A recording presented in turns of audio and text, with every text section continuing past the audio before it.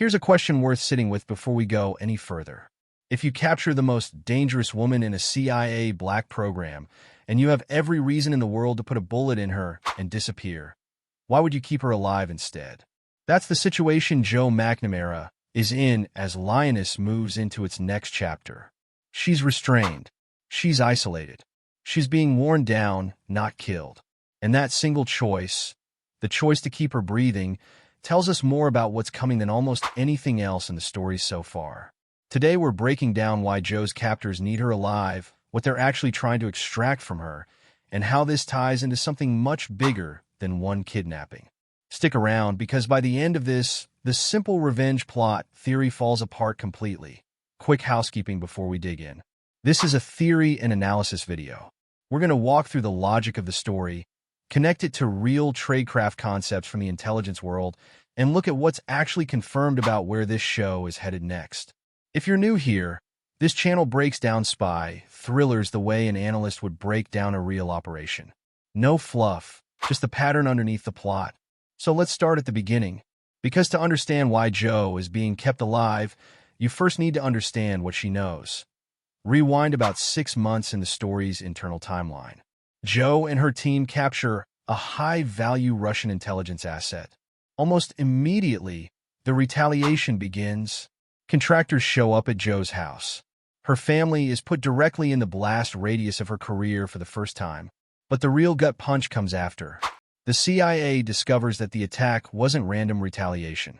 It was the visible edge of something enormous. A Russian influence network that had been quietly built inside American institutions for years. Not just low-level assets. The kind of network that reportedly reaches into elected office. Multiple sitting senators are named as compromised. Now stop and think about what that actually means for Joe's position. She isn't just the operative who led the raid. She is one of a very small number of people who knows exactly how the network was discovered, what evidence exists, and what the next moves against it were supposed to be. That's not the profile of someone you kill quickly. That's the profile of someone you interrogate slowly. And this is where real-world intelligence tradecraft actually lines up with the fiction. In counterintelligence work, an operative who helped expose a hostile network isn't valuable because of one big secret.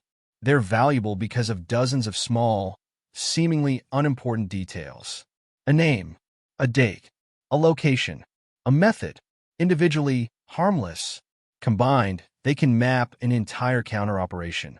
That's exactly the kind of extraction Joe appears to be facing. Here's where the story gets specific in a way that matters. Joe isn't being threatened with execution. She's being subjected to sleep deprivation, isolation, and forced repetition. In one especially pointed detail, she's made to watch news coverage of the exact operation that led to her own capture, on a loop while trapped in the room. That's not random cruelty. That's method. Think about who Joe is as a character. She has spent her entire adult life operating with the understanding that she could die on any given mission. Threatening her life doesn't break someone like that. It's a threat she made peace with years ago. So her captors appear to be using a different lever entirely. Not fear of death. Fear of having already failed the people she loves. This lines up with everything we've seen building around Joe's family across the show. Her daughter openly asking her to leave the CIA. Her husband reluctantly accepting a weapon into the house because the danger followed them home. Joe telling her family, more or less, that quitting doesn't make the target on their backs disappear. By the time she's sitting in that room being forced to relive the operation, the story has already told us exactly what breaks her. Not pain, guilt. And that's precisely the pressure point her captors seem to be pressing on. Now here's the theory that changes everything, and it's the one worth pausing on. What if the interrogation isn't about identifying Russian assets inside American institutions at all? What if the network is so large and so deeply embedded that Russian intelligence already knows exactly who their own people are? If that's true, then Joe isn't being pumped for names. She's being pumped for something far more dangerous to the network. How much has the CIA figured out? There's a massive difference between those two questions. Knowing who your own assets are is basic operational security. Knowing whether the other side has discovered them is survival information. If Joe can be made to reveal which senators, which analysts, which military personnel are already under suspicion, The network doesn't need to defend those people. It can simply cut them loose, burn the exposed assets, rebuild in the shadows, and vanish before the CIA closes in. This is actually a well-documented pattern in real counterintelligence history. When a spy network suspects it's been penetrated, the standard response isn't to fight. It's to go dark, sacrifice the compromised pieces, and preserve the rest of the structure. Cold War defector cases followed this exact playbook more than once. An intelligence service doesn't need every asset to survive. It needs the network to survive. If Lioness is building toward that idea, then Joe's kidnapping was never really about Joe as an individual target. She's the key that unlocks how much damage has already been done to the network, which makes her infinitely more valuable walking and talking than she ever would be dead. But there's a further layer to this, and it's the one that turns a kidnapping plot into something closer to a long game. What happens if Joe eventually escapes, or is deliberately released, and returns to the CIA, carrying information she believes she uncovered on her own? And what if some of that information was planted? This is the scenario that should genuinely unsettle you, because it flips the entire premise of the story.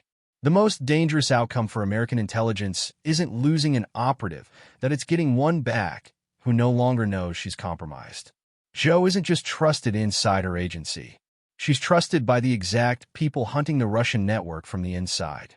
If her judgment can be quietly manipulated during captivity, even in small ways, she becomes something no outside agent could ever be, a source everyone already believes. There's a phrase that gets used a lot in espionage fiction, and for once it actually applies here.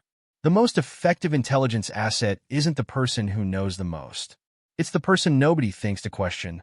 If the show goes here, Joe's real fight after captivity won't be physical.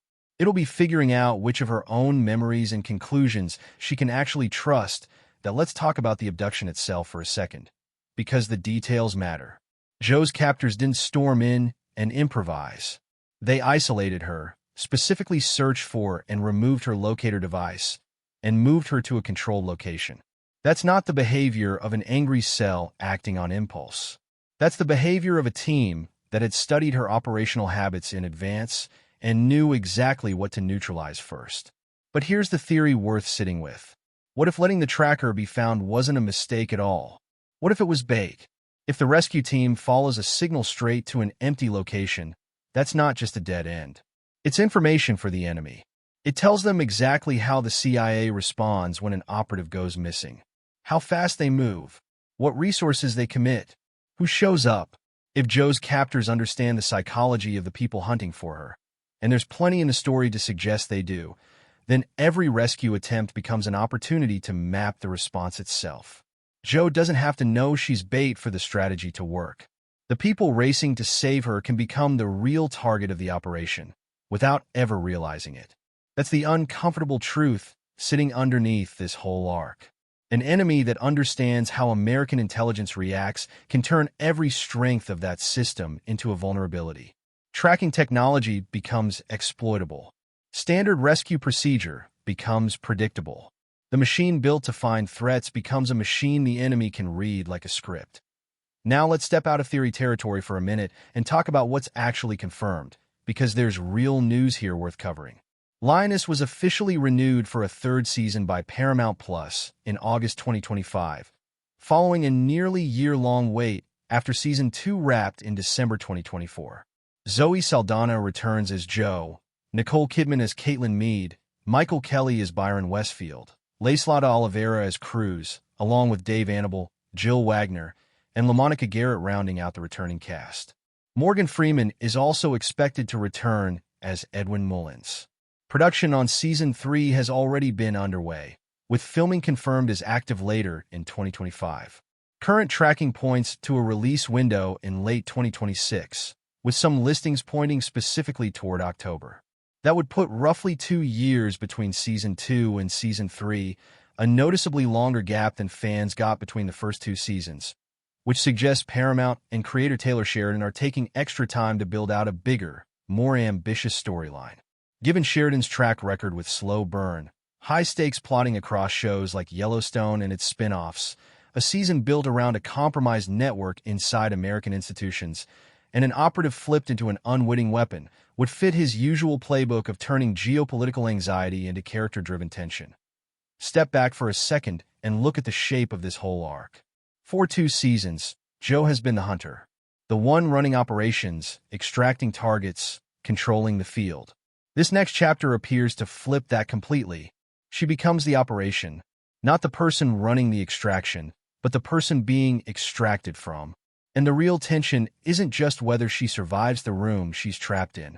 It's what happens after.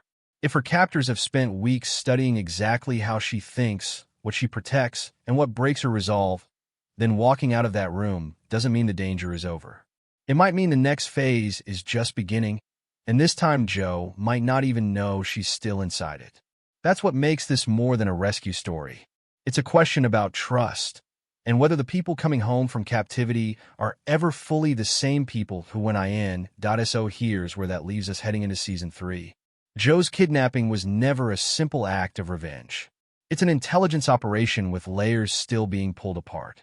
Whether the goal is mapping the CIA's response, verifying which assets have already been burned, or turning Joe into a source that walks back through the front door still trusted by everyone around her, one thing is clear. Killing her was always the least useful option on the table. If you've been tracking every clue across this show as closely as we have, drop your own read on what the network actually wants from Joe down in the comments. I read through those threads for the next video. If this kind of breakdown is useful to you, subscribing helps a lot, and there's more of this waiting in the next video. Thanks for watching, and I'll see you in the next one.